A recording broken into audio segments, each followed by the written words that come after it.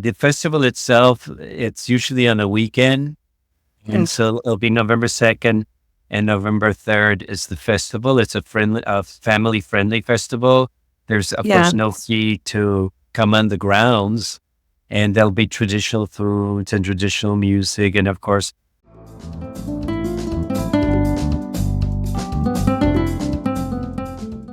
Thank you for joining us for another episode of Spotlight Houston, where we bring you the best of the people, places, and events in Greater Houston.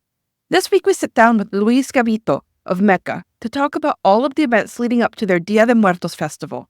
This is episode 107, with an original air date of October 7th, 2024. Spotlight Houston is a production of Story Zone Media. And now your host, Blanca Quezada. Hi. Hope you've been enjoying all the festive and colorful Hispanic Heritage Month events. I know they've been a lot of fun. And of course, they've been happening all around Houston, wherever you go. And now I'm getting ready to enjoy, the Halloween events, because those are fun too. But most especially the Dia de los Muertos, the Day of the Dead events, because they're very special to me. So I'm really looking forward this year to going to the 24th annual, can't believe it's the 24th annual of the Day of the Dead or Dia de los Muertos cultural events being presented by the Multicultural Educational and Counseling through the Arts organization, otherwise known as MECA. This nonprofit organization, founded in 1977, definitely historic, and it's at, of course, the historic school campus located in Houston's Old Sixth Ward. There's a lot of history there in that whole area. And this organization has been dedicated to the well-being of underserved youth and adults through arts and cultural programming. MECA, with the generous support of the Houston area Chevy dealers, AP, the Texas Commission on the Arts, El Bolillo Bakery, and Goya Foods, as well as Sam's Club Friendswood, are very excited to invite everyone to this huge community event to share the experience of this very unique and special cultural Mexican tradition to honor our deceased ancestors through art, music, and cultural expressions. And here to tell us all about it, I'd invited my good friend, Luis Gavito. He is MECA's curator of Dia de los Muertos Ofrendas exhibition and also all the other events that are happening.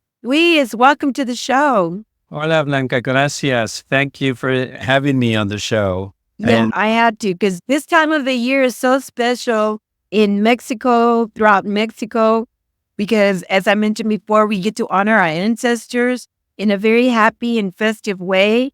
And it's a reminder that they haven't been forgotten, and they're still in our hearts and in our memories, still part of our lives. We get to gather with family and friends and tell stories. And so so those stories continue from generation to generation.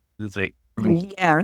Luis, before we get into the events that MECA is presenting this year, please tell us a little bit of what MECA is and how it serves our community.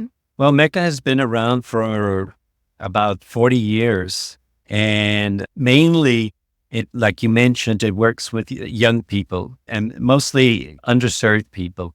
It offers after-school programs or extended school programs in the arts, and it emphasizes a lot of the traditional arts or within our own Mexican culture or Latino Latinx culture. So they'll have ballet folklorico, they teach guitar, they teach visual arts, and all of these types of things in order to keep our traditions alive. And certainly, as you mentioned, one of the main things that MECA has done for the past 24 years is hosting this wonderful celebration of Dia de Muertos. Now, I know that sometimes we say Dia de los Muertos, but in reality in Mexico, they refer to it as Dia de Muertos.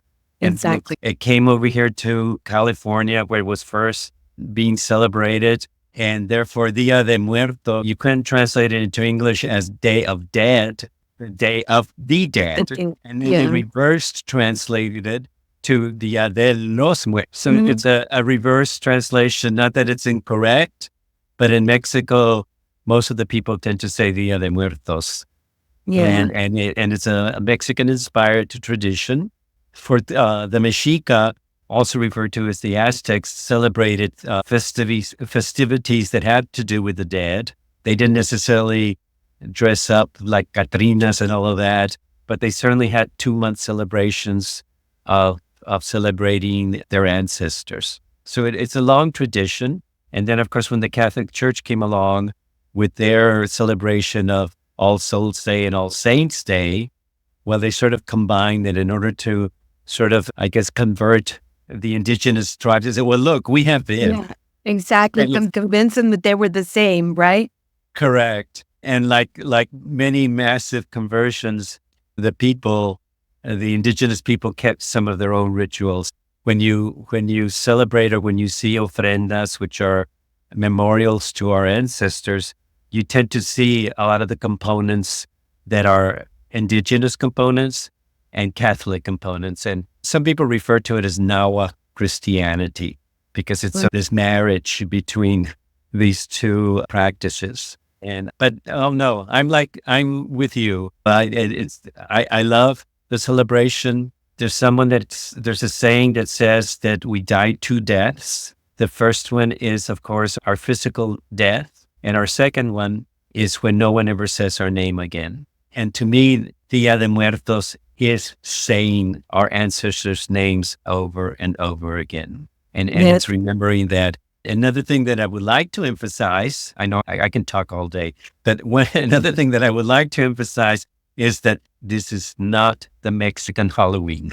It falls very close to Halloween in dates because Halloween is the 31st. Dia de Muertos is the 1st and the 2nd. The first is El Día de los Inocentes, the Day of the Innocent.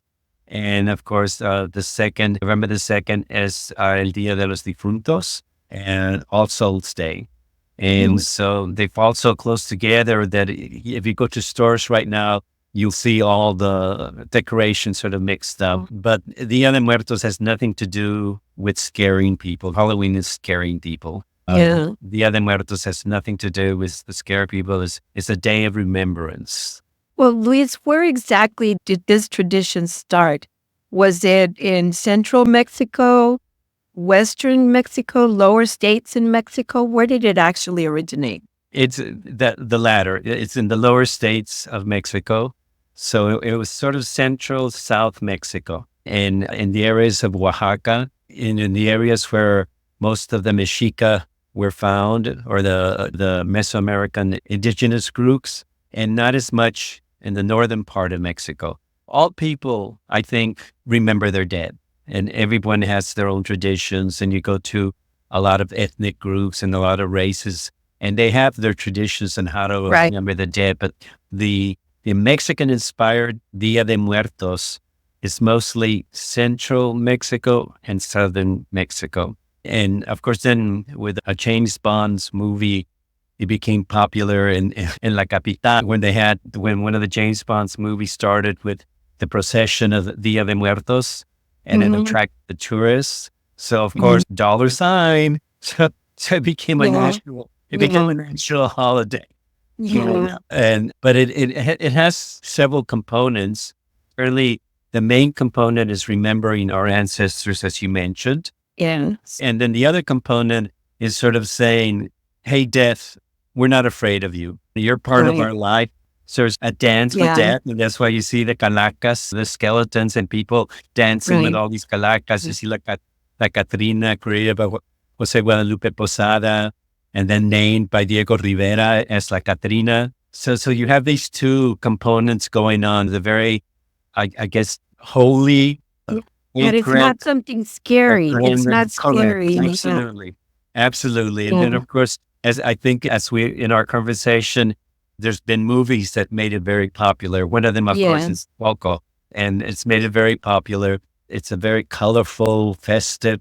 Yeah, it makes kids understand that there's nothing to be afraid of, that we're honoring our ancestors. And like I said, we're talking about their stories, their lives, and we're there sharing their favorite food, their favorite music. And it's not necessarily a party, so to speak, but it's a remembrance.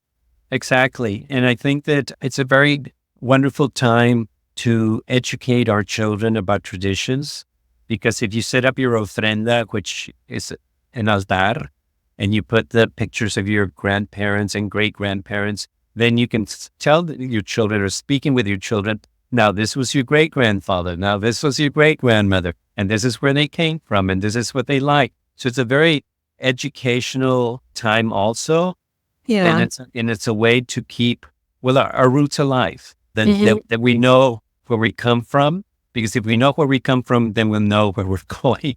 Yeah. Anyway, so it's a beautiful celebration. And certainly MECA has kept the tradition alive for the past 24 years. And I would argue that MECA probably has the largest ofrenda exhibition than anywhere. Now, somebody may just say, come on and say and dispute that. But for instance, this year, we're going to have 30 exhibitions, 30 ofrendas that have been created by the community. And we have one special one that MECA... What do these ofrendas, I'm sorry, Luis, what do these ofrendas look like? And you're calling them altares, but what do they look like, or why do you call them altares? They're called altares. I also refer to them as memorials because sometimes people confuse the word altar with the altar in church. And the tradition that we use is what we call the 3-level tradition. But an ofrenda, a memorial, can be 7 levels. But we use the 3-level tradition. And the first level is what we refer to as the celestial level. And on that level, we put the things that we consider holy. So again, because of the Catholic traditions, you see crosses and angels. And of course, in the Mexican tradition, the greatest Catholic icon is, of course, Our Lady of Guadalupe. So you see our mother, Our Lady of Guadalupe, on many of these ofrendas. Then the second level is the remembered. So you locate the photographs of your loved ones. And then on the last level, then you put the foods that person liked, or maybe articles of correct favorite drinks, or even if they wore glasses, they'll put their glasses there. If they had a special rosary, you put the rosary there. And so that's how you would see the ofrenda. So the ofrenda itself, which I like to refer to that these are works of the heart, should tell a story. Yeah. Should tell you who these people were that you're honoring. Right. And just by looking at it, you'll see, like, we have someone whose father was a welder. So they'll put that welding mask as part of the ofrenda. And so it should tell a story. Your ofrenda should tell a story. Yeah, it's history. It's history. Your family history is there. Absolutely. Absolutely. Yeah. So you said this year you'll have 30 of them. Are any of them finished now? We have one. MECA puts what we refer to as La Ofrenda de la Comunidad, the community ofrenda. And on that, people can leave a photograph, or anyone that comes to the festival can leave a token. By the way, don't forget the festival, November the 2nd and 3rd at MECA. Yeah. With Kane, I had to put that in there. But so this is the community ofrenda, and we've already created that. And again, we've collected over close to 100 pictures, photographs on this ofrenda. And this year we have a special ofrenda that is in memory of social justice and social activists, given that this is an election year. And we remind people that your vote is your voice. And we don't tell people how to vote, but we remind people that they must vote. Yeah. And therefore, so we have an ofrenda that is dedicated to some of the voices that have gone before us, that on whose shoulders we stand. Yeah. And also, this is something you can do in your own home, and you don't necessarily have to be Catholic to do it. And you don't necessarily have to be Hispanic to do it, or Mexican to do it. No, like I say, they're memorials. It's a remembrance of people. Yeah. I think that all of humanity grieves, And so grieving is a universal thing, but how we grieve is very personal. So these ofrendas are a very personal thing. And we see the naming, the calling of the names, like we just had the 9/11 commemoration. Yes. And you see how people come up and say the person's name and then they ring a bell. They say the person's name. Well, that's a remembrance. It's a way of remembering. Yeah. And I know that this is a day also where a lot of people have adopted it all over the world, from Canada down to Argentina and even in Europe. Absolutely. And it's interesting that you mentioned Canada, because Canada, of course, reminds us of the migration of the monarchs. The monarch butterflies, they migrate all the way from Canada, all the way to a city in Mexico, Michoacan, a state. Well, anyway, they go to Michoacan, and the Mexica, the indigenous people believe that the monarch butterflies, on the wing of the butterflies, their ancestors would come back and visit. And then, of course, then at the end, then they fly back north. And so it's not unusual to see some of the ofrendas that use the monarch butterfly as a decoration. Yeah. And of course, one of the biggest symbols also is the cempasúchil, which is the marigold, the yellow flower. Marigold. The yellow flower. And the reason for that is because the marigold has a very strong odor. Well, fragrance, that's correct. And therefore, the belief is that it attracts the dead. Yeah, they're so... Yes. And so there are a lot of symbols that are used, having its indigenous roots. Of course, the water, fire, earth, and yin. And the wind, of course, we see the papel picado. Yeah. So anyway. Yeah. So I know that this month, besides having the festival at the beginning of November, the 1st and the 2nd, you have a lot of other celebrations happening, like a Saturday, October 12th, you've got a partnership with IKEA. And what will you be doing there? I personally will not be there because I'll be still helping the community set up the Ofrendas at MECA. But there will be Ballet Folklorico will perform. There'll be a mariachi group that will perform. They're going to do some arts and crafts that are related to Dia de Muertos. And all of that will take place at IKEA. That is off of I-10, and it's free, public.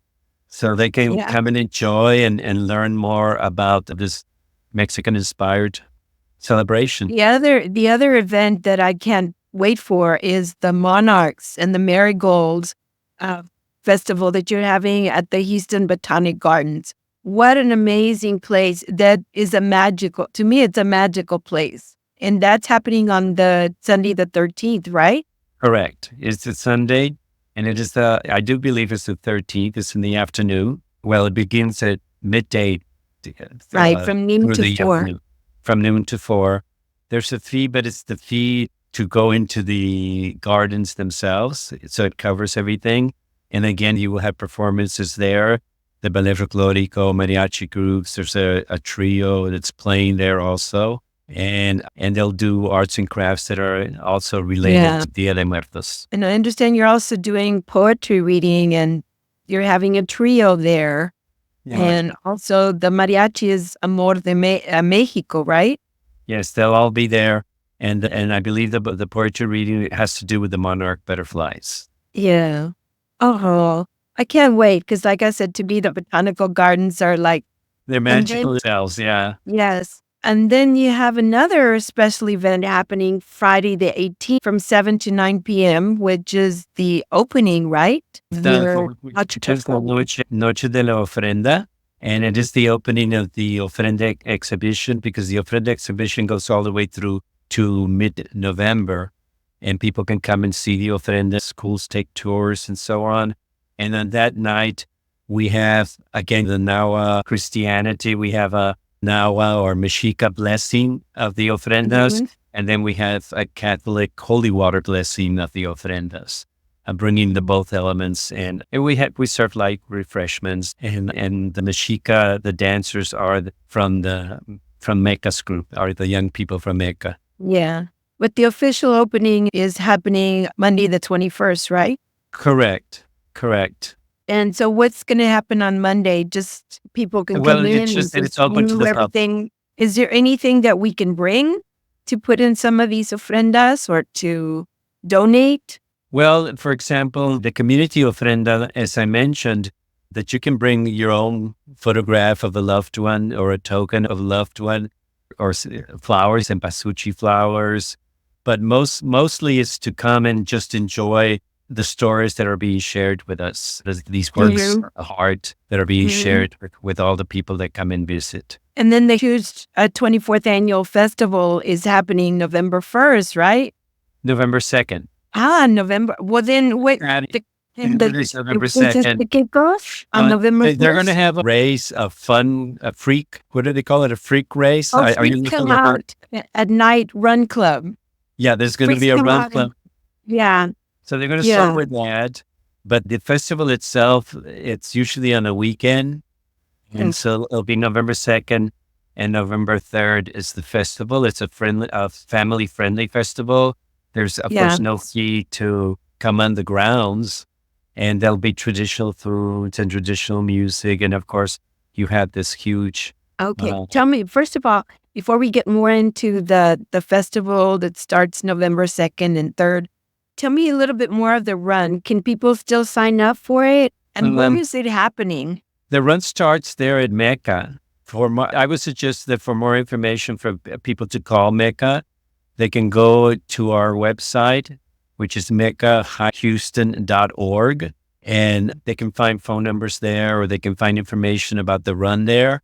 And so just to reach out to people to see who can participate. Yeah. Exactly. I'm not a runner myself. But please, if you are and you want to participate, I've seen them start before because I've been at MECA preparing for the festival, and it seems like people have a great time. Yeah.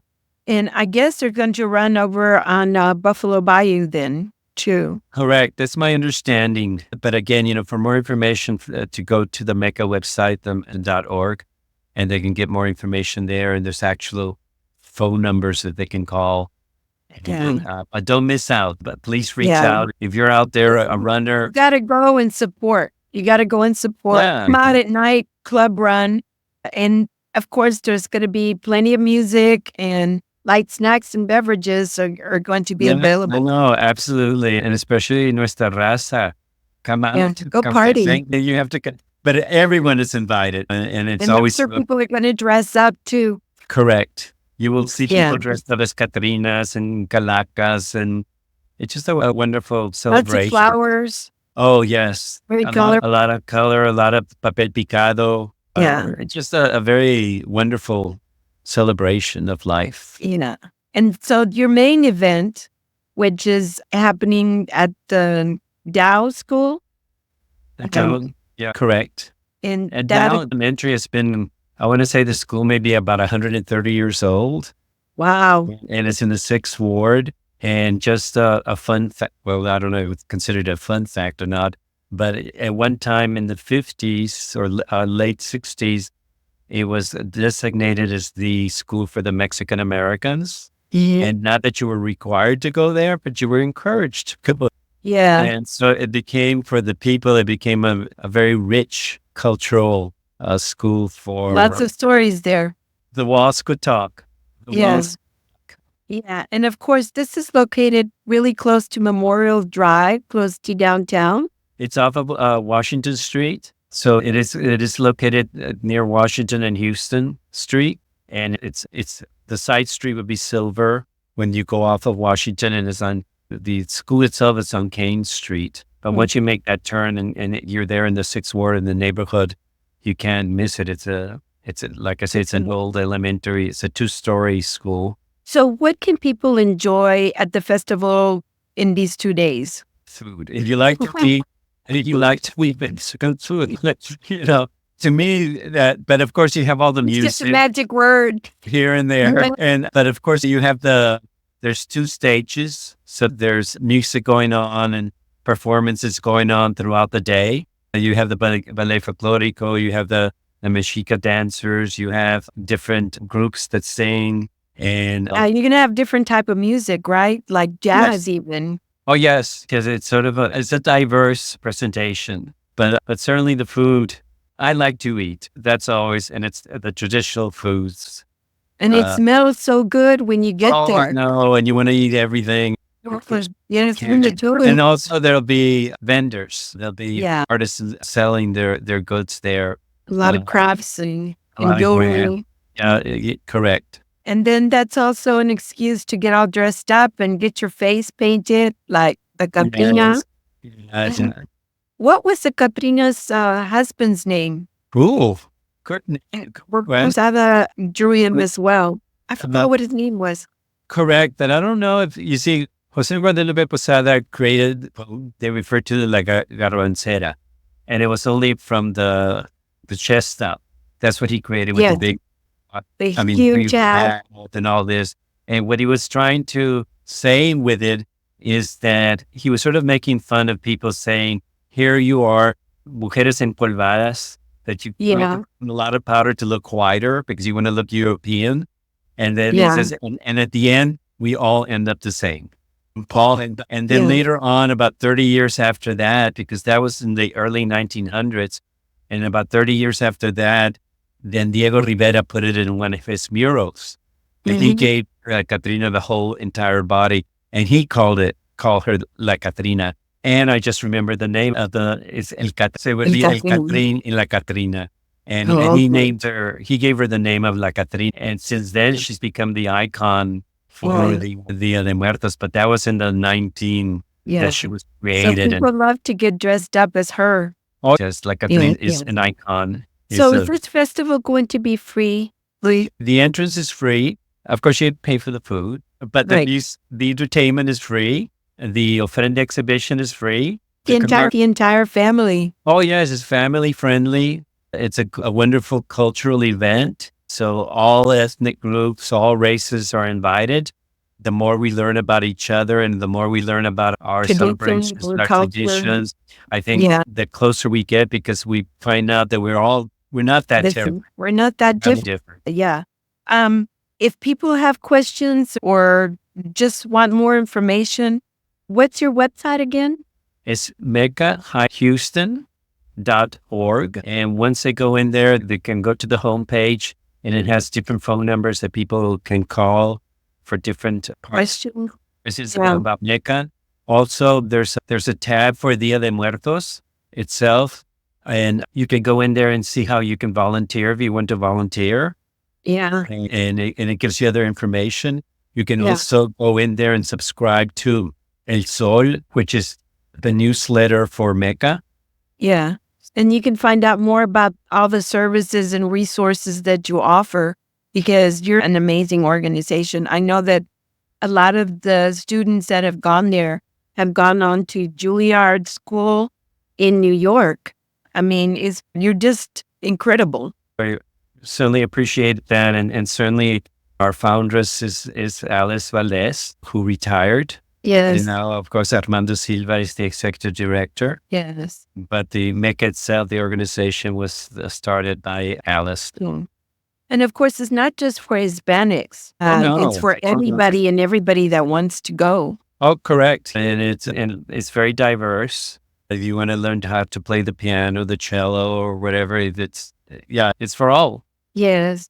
Well, Luis, thank you so much for joining me today. I love talking to you. I wish I could talk to you some more, but I don't have any more time. Anyway, I know that I'm going to go to some of these festivals and just enjoy everything that MECA is offering for Dia de Muertos. And again, go to our website and you can see all the events that we are for the month of October and the month of November.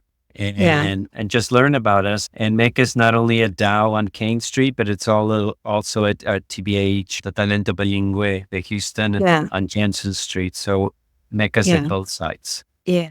And thank Nice you. one. Thank you for having, on behalf of MECA, thank you so very much for having us here. Thank you again for being here. Thank you. And also, I would like to thank everyone for joining me today and for getting to know about this experience. And I hope you get to go. And of course, if you have any comments or any stories that you might have, please let me know. And happy Halloween to you too.